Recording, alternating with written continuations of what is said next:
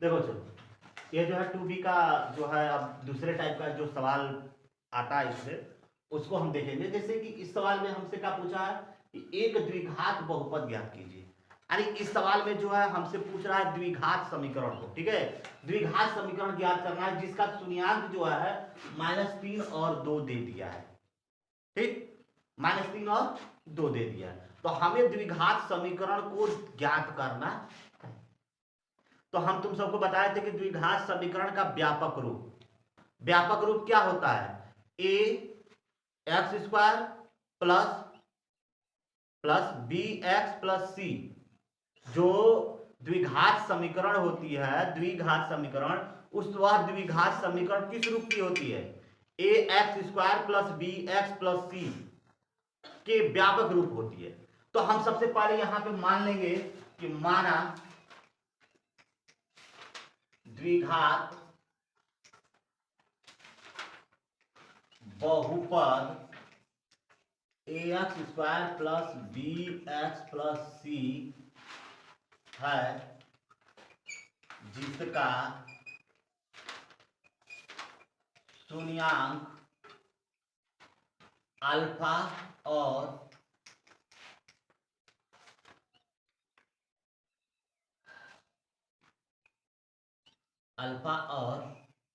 Beta है। मान लिए कि जो द्विघात समीकरण है वह द्विघात समीकरण क्या है? वह द्विघात समीकरण जो है a x square plus b x plus c के रूप में है, और उसका जो शून्यांक है वो अल्फा और बीटा है। समझा गया? इतना चीज समझ में आया?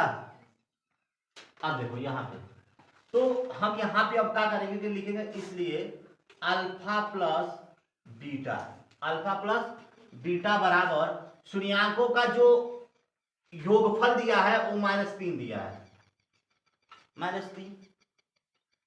हम चाहे तो इसको ऐसे भी लिख सकते हैं कि -3 बटे में 1 बराबर -b अपान 1। पढ़े हो ना कि शून्यांकों का जो है जो शून्यांकों का योगफल जो है वह जो है -b यानी एक्स स्क्वायर, एक्स का गुणांक -x का गुणांक बटे में एक्स स्क्वायर का गुणांक के बराबर होती है। तुम सब पढ़े हो कि बहुपद यानी शून्यांकों का योगफल जो होता है वह जो है x का गुणांक बटे में एक्स स्क्वायर के गुणांक के बराबर होती है। तो यहां पे हो गया, यानी जो x का गुणांक जो है -b है तो -b हो गया, बटे में इसका जो है a है तो a हो गया, यानी बटे में a, b अपान a हो गया हमारा यहाँ पे। अब लिखेंगे कि अल्फा इंटू बीटा दिया का है 2 दिया है, तो इसको भी हम चाहें तो 2 बटे में 1 कर सकते हैं। तो देखो तुम सब पढ़े हो कि अचर पद,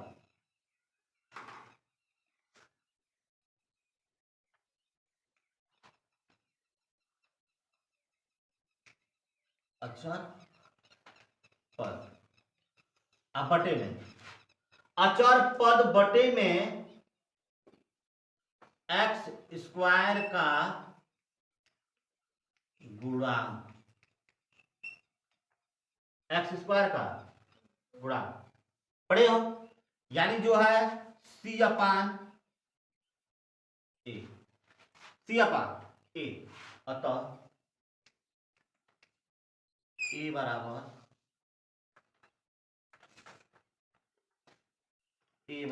ए, बी बराबर 3 तथा सी बराबर 2 है। इसलिए अभीष्ट बहुपद, एक ही जगह पे एक रखेंगे तो एक से एक्स स्क्वायर में गुणा करेंगे तो सेम एक्स स्क्वायर ही हो जाएगा। यहाँ पे हो गया कि एक्स स्क्वायर, आप प्लस है तो प्लस, और बी की जगह पे 3 लिखेंगे तो 3x हो जाएगा यहाँ पे 3x तथा 3x धन सी की जगह पे 2 यानी अभीष्ट बहुपद इतना। ये जो है आपको एक बार और बता देते हैं, देखिए एक द्विघात बहुपद हमें ज्ञात करना है जिसकी जो शून्यांक है वह शून्यांक का योगफल और गुणनफल, ये दो चीज हमें दे दिया है और हमें वह द्विघात बहुपद हमें ज्ञात करना है। तो हम सभी लोग जानते हैं कि द्विघात बहुपद जो होती है उसका जो व्यापक रूप होती है, जो उसका रूप होता है वो ax² plus bx plus c का रूप में होती है, ठीक है, हम लोग जानते हैं।